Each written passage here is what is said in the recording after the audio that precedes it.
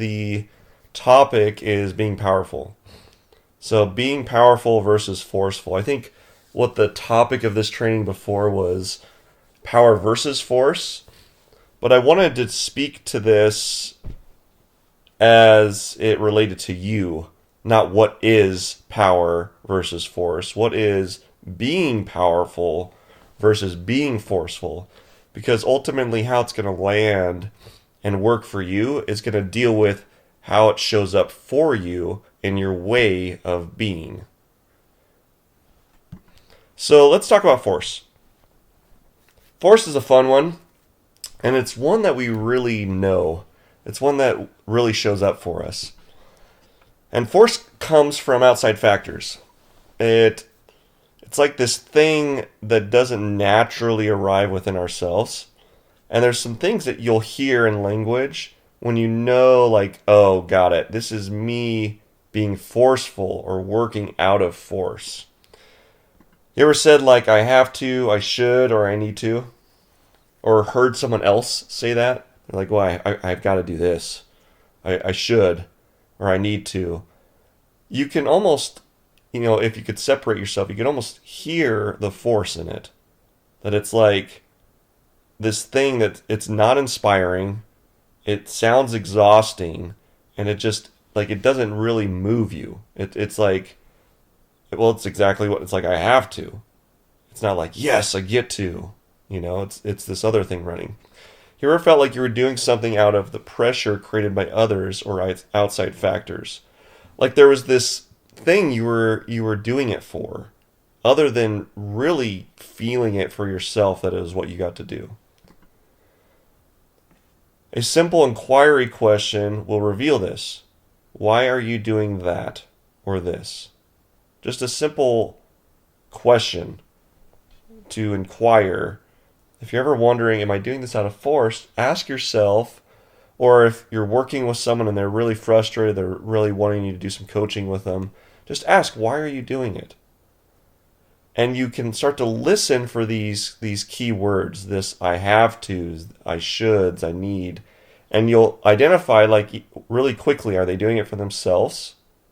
Are they doing it from this place of power, or are they doing it from force? Now, there's some force identifiers. And I used a lot of imagery that's like pushing on something, right? The work or activity is draining. Not that it is actually the thing you are doing, but your way of being in that. I think I shared with you guys years ago in our business, and I was just done. Like, work was draining. It was exhausting. I was just tired of it. I can't explain it, but I was just done doing this business.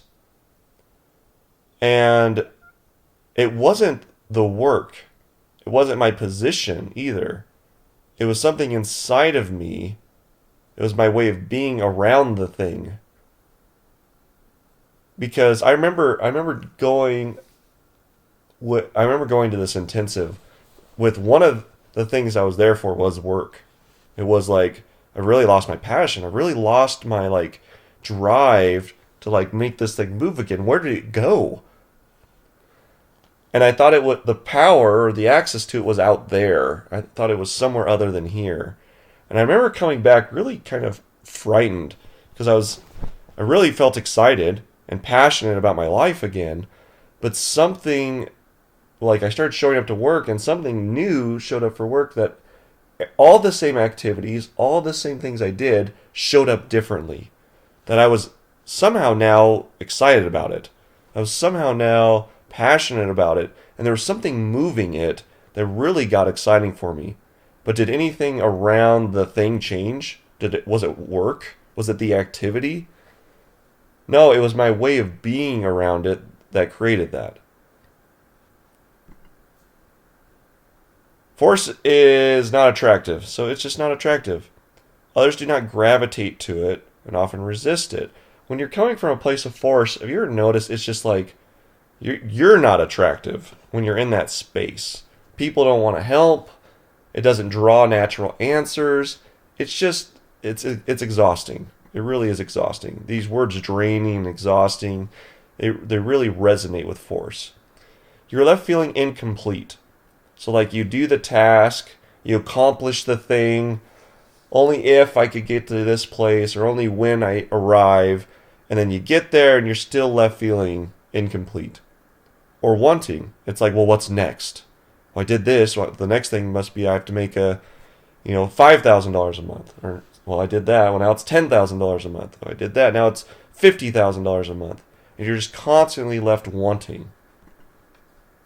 There's a sense that the thing is the solution. Like this end result, the finish line, the destination is where we get to go. And that would somehow relieve us of this thing, this feeling of what force provides. This draining and exhausting thing. You guys ever done that before where you've got this activity and you're just like so amped about just getting it over with because you are convinced that the finish line will relieve you of this feeling? And it might for a moment. You might actually experience it for a moment. And then right as that moment falls off and it disappears, where are you left? Right back where you were with the new thing.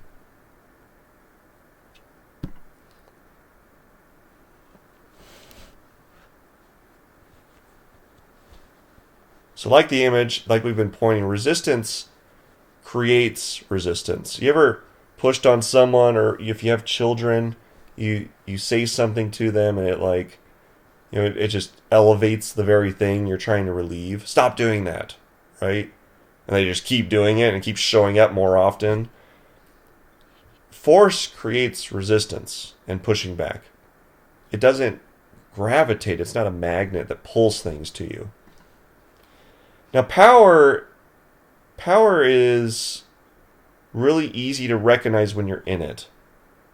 And it always comes from within. It can be inspired from others, but when it is in your way of being, it comes from inside. Have you ever wanted something that didn't matter what people said or did? You were going to get it no matter what. Like there was this, we could talk about it in the context of things. That like there was something moving inside of you that wanted to have you go get the thing. This could have been an object. It could have been an idea also. Something that just really moved you and created a dream or a vision for you. It's almost like something true was running the attraction towards the thing. Right? It's like nothing could stop you. All the force, all the things around force, people, their approval, their acceptance, none of that mattered. Because something inside said, you get to do this, you get to have this, that thing's going to happen. Power like force is also, it's measurable. It's not just like one or the other. So when we're talking about power and force, I don't want you to think it's like I flip a switch and the light's on or off. I'm either operating out of power or I'm operating out of force. When I say it's measurable, it works in degrees.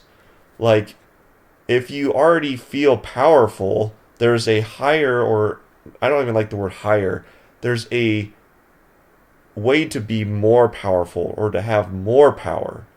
If you're living in force, there's a way to have more force. There's a way to relieve that force and have more power. It's on like a moving eternal scale with no caps and no bottoms in a way. I guess you could say the bottom is death. So you could say the bottom is death. Who you are, that is true, that comes from who you really are, will give you access to more power in your life. So this is about, access to power is about truth. It's about who you really are. It's about the belief that isn't true that creates force. Power is a function to attract the thing you want, to magnify and to attract the very thing you naturally desire, free of the restraints that come from force. So power isn't exhausting. It isn't draining. It's a function that literally attracts the thing you want with more ease. It magnifies, it multiplies, it creates abundance and more for everyone. And it naturally does that. That's why it just comes so natural to those who have more power. I thought it'd be good to talk a little bit about why we choose force. Like, so you could just see it in a way that it would show up for you and you could go, oh, I get why I do this. You could almost get forgiveness around why you choose force. And it's because using force is easy. And it really is. It's like the more common choice because it's more in our context, meaning like the people we're around, the society we live in, from our neighbors, the state, the country, all the beliefs residing in that. Force is the more common and easier one to go to. When we choose force, we lack courage. This is one reason why we choose it. When we choose force, we are often getting a payoff that keeps us from seeing the real cost. So force has a payoff, guys. It works. It does work. Like, it has payoff. It's not bad. It just, the results, they keep us blinded to what the real cost is. Like what having more power would look like and actually give us. When we are forceful, we often create and invest in the illusion that control and manipulation works. Force is, so when manipulation and control show up, that is a piece of force that comes from a place of force. And we often think that we're not doing this. We're like, well, I'm not controlling. I'm not manipulative. I would strongly challenge that. And look at the things that you do in your life that are really there to just control what you already have, maybe. Or they're there to control the outcomes that would prevent you from, in your mind, having more pain and suffering. Right? Think of just your financial situation. I think how much of your life operates out of force, out of control. It's like, well, I got to pay the bills, right? I bought this house. And so, like, as long as I'm working really hard and I'm paying then I'll be able to keep my house. Well, that's a form of control. Or I'll be able to keep, these nice things I have, this nice car, this, the business I set up, the money I invested. All of that, those whys are coming from a place of force. The results temporarily pay off. I get to keep my car, get to keep my house. Right? That's what we see. That's what we're blinded to. But this temporary payoff has us stuck in the same patterns that we really want out of. And it's like this willingness to just be willing to lose it, be willing not to keep the house, be willing not to keep the car, might actually allow you to keep it. Right? When I came back into my business, it wasn't that I had to lose it. But I will tell you, there was the fear that I would. That I was going to go into it and something inside me was going to say, you're done. You don't get to do this anymore. Well, it didn't show up that way. And then how I showed up in my business just multiplied things. And it was like the equity curve in our business took off. And I'm not just attributing that to me, but my way of being had a lot to do with that. Why we often choose force. There's the payoffs. Common payoffs that come from using force are, we get to be right. This is probably one of the biggest ones. So we get to be right. We get to say that having the big house was the right thing to do. We get to be right about our decisions for the new job, buying the business, doing the ad campaign the certain way. Or if it's in life, being right about, an argument. Or if it's about relationships, it's about picking the right person or making the right decision. We get to be right. That's the payoff.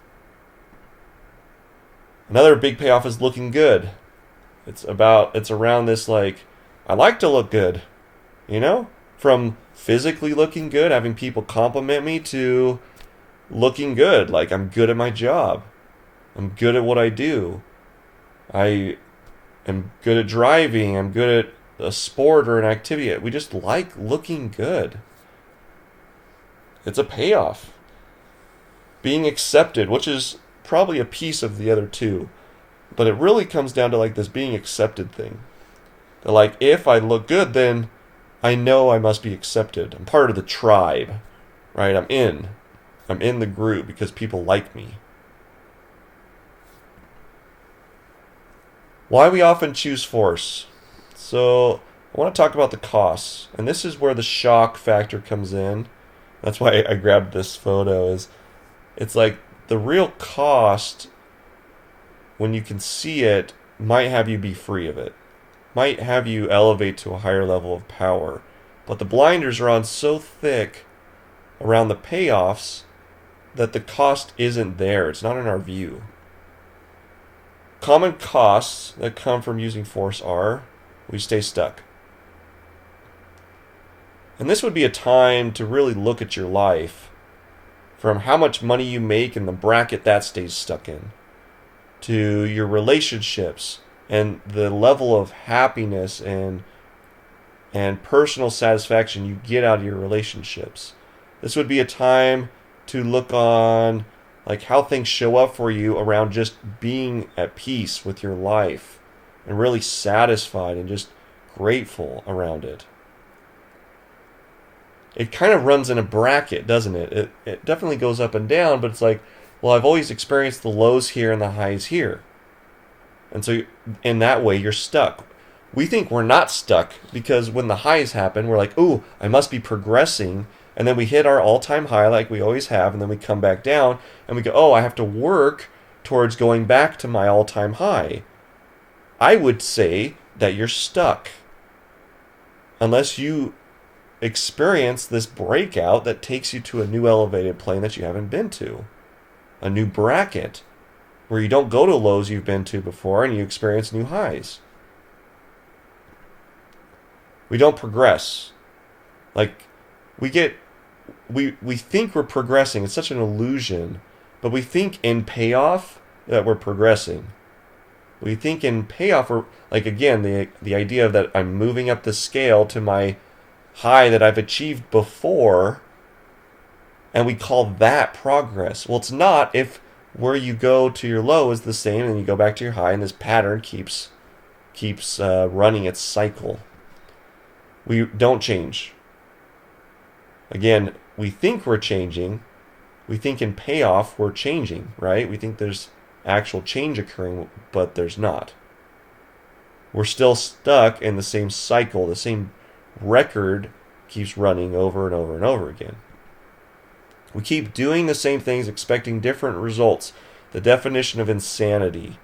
Our lives, literally, you could say in certain spots, in certain areas, are completely insane.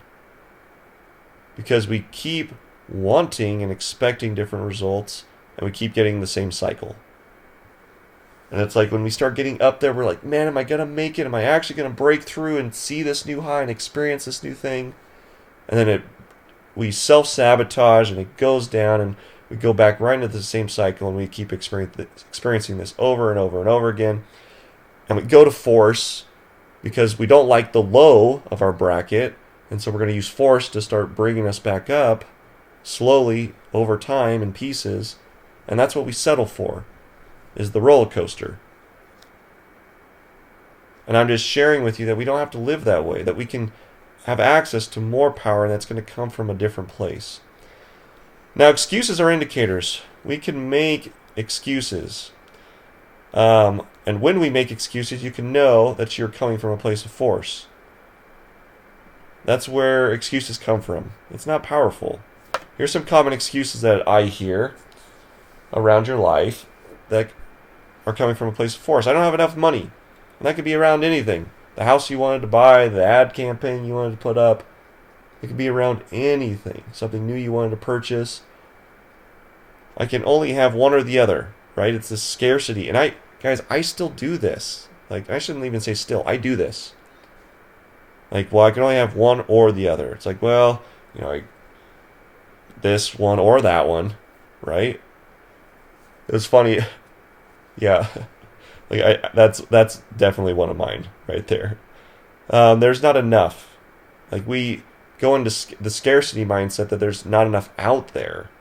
Like that somehow the world doesn't have enough resources for me to get what I want. We blame time. Say, well, I don't have enough time. Or I don't have the skills. And these, I just want to point to that anytime this thought comes up, or you hear it in someone else, you can just know that where that person's coming from or where you're coming from is a place of force, and there's not going to be power there. It's not going to move anything. It's not going to create anything new. So what would things look like? What if you could live a life with more power? I'm not saying you aren't already operating at a level of power, but just you can have more access to that. What if the power actually created more of the things you naturally wanted, and with more ease and less effort? It's like the things I wanted, they just started coming simpler, and they started coming with more ease. They start showing up. Look at the people you know and hear about that have it all. Their health, loving, relationships, and wealth, they just have it all. Like some of the people I still look at that really have it all. They like... I was just talking to a friend of mine, and it's like, when do you work? It's like, well, yeah, I go down to the beach like 3 to 4 times a week with my family, and I'm living right on the coast, and there's this happening and that happening. I'm going, what? When do you have time for this? And I'm so sure now, I see it so often now that he didn't get lucky. He didn't go to the right school or graduate from the right college. He didn't even do that. It was about his way of being. This individual I'm speaking about spent hundreds of thousands of dollars. His last, went out and, on debt, invested in himself. Not even his business, just himself. And really got that it was about his way of being. And it flipped his entire life upside down. The how to more power. So power is always correlated to truth. Truth is simple and easy because it needs no defending. If you ever feel like you're defending truth, you don't have to, because truth doesn't need that. Access to your power comes in unveiling the truer version of yourself. It is not something learned, it is uncovered. Truth already resides within. Who you are is already true. Who you're pretending to be isn't. How you show up and when using force isn't true. And it doesn't need any defending. It's already there. It just needs to get uncovered and discovered by you. So I want to add some clarity, what does true mean? True is like the trueness of an arrow. The truer the arrow, the more likely it is to hit its target when in flight. The search for who we are as true to get more access to power is not a destination, rather a refinement and a discovery. It's like I would be constantly looking at how do I correct the arrow? How do I get the arrow to be straighter? You're never going to arrive at the arrow. It's going to be this constant refinement of unveiling and discovering how to make it truer, that the next time I put it on the bow and I shoot it into flight, it would fly with more accuracy. I play this game, and there's a simple game that you can begin to play to reveal the more powerful self, and it's the game of Is That True? And I've found, as I've done some coaching with others, I do this on myself, the inquiry process, regardless of how or whose method you use, really does this. And for me, it's the game of is that true? And the game is simple. When you hear yourself create or share meaning behind stories, you could ask, what is the truer way of saying that? So an example of this would be, I have this story happen, and this event occurs. And then I take meaning, and I was like, and you know what? The reason I did that was blah, blah, blah, blah, blah, blah, blah. The reason that person did this was blah, blah, blah, blah, blah. And it's really simple. All you'd get to do is ask, well, is that really true? Like, or is there a truer way of saying that? Is there a truer way to correct my belief around what I just created, the meaning around? What would be truer? Here's some examples, because it's a little easier to see, like when you give some examples. So, like, I need to do this. Okay, let's talk about it. Is that really true? What would be truer?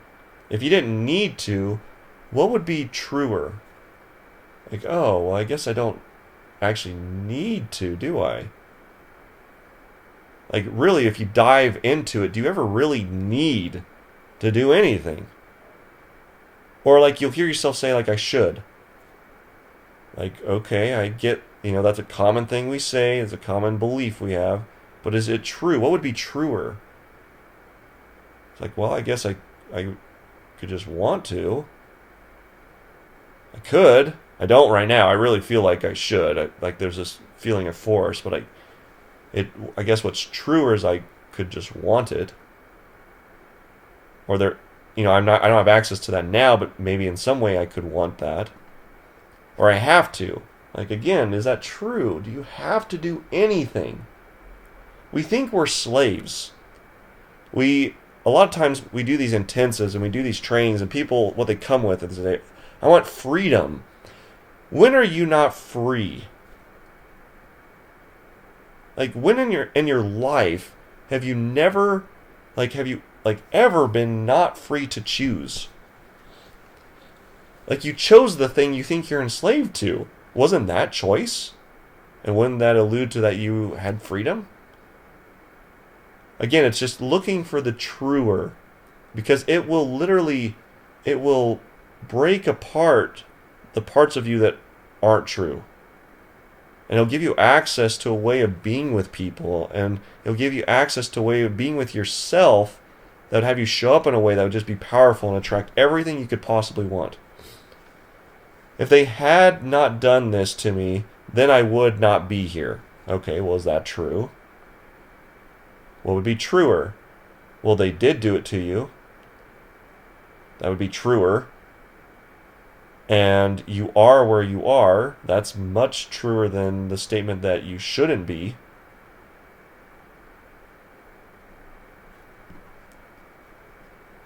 If they would just do this or that. You hear yourself say that sometimes. If this person in my life would just show up this way. If they just stop doing this. Well, they're not. What would be truer? Oh, they are going to do it that way. And they are going to do this. And they are going to do that. Got it. Only if he or she could see things my way, right? Only if they could see it my way. Well, is that true? Like, what would be truer? Oh, they don't see it my way. Got it. Like, there's no power to really make a difference in any of these stories of these examples. That's what power is about, is making a difference. Being someone that makes a difference. Because you don't have access to make a difference, to actually shift the thing over there when you're coming from a place of force. When you're running in this belief, these examples here. But when you get really true to what is, you really get access to, well, this is just what is, then you actually have access to power that could make a difference over there.